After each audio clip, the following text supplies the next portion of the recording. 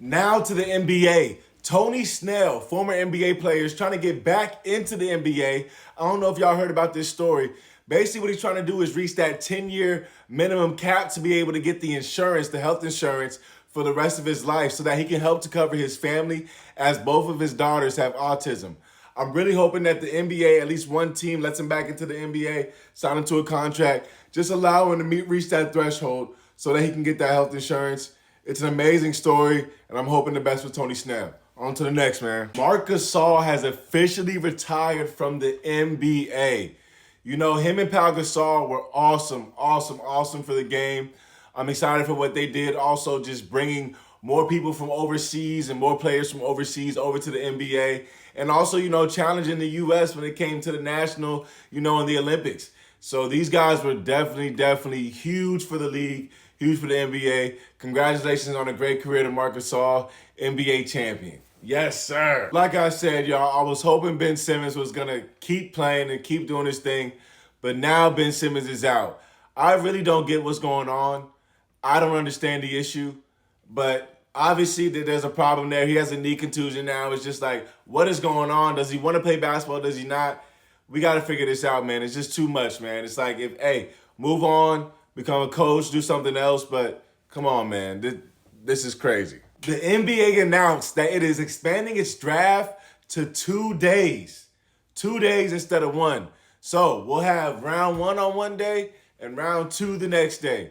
This is going to be really tough for players that fall in the draft and are being expected to be drafted in the first round and have to go in the second because then they got to sleep on it into the next day. That's going to be tough, but we'll see what happens with this. Obviously, the NBA has something planned. They feel like this was a better system. So I'm excited to see how this goes in the 2024 draft. We'll see what happens. Yes, sir. I got to know y'all thoughts on this. Do y'all think Rasheed Wallace is tripping? Rasheed Wallace said on a podcast the other day that Mike wasn't all that good of a defender.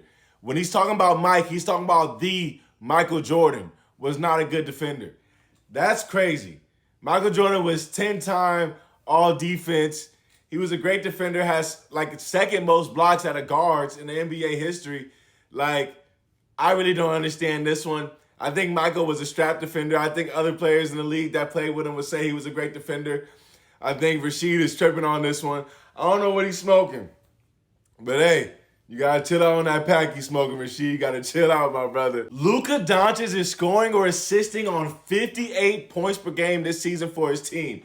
That's insane. That means every single game, he's responsible for half the points that go on the scoreboard. That is wild. And this is on pace to be biggest in NBA history, highest in NBA history. So we'll see what happens.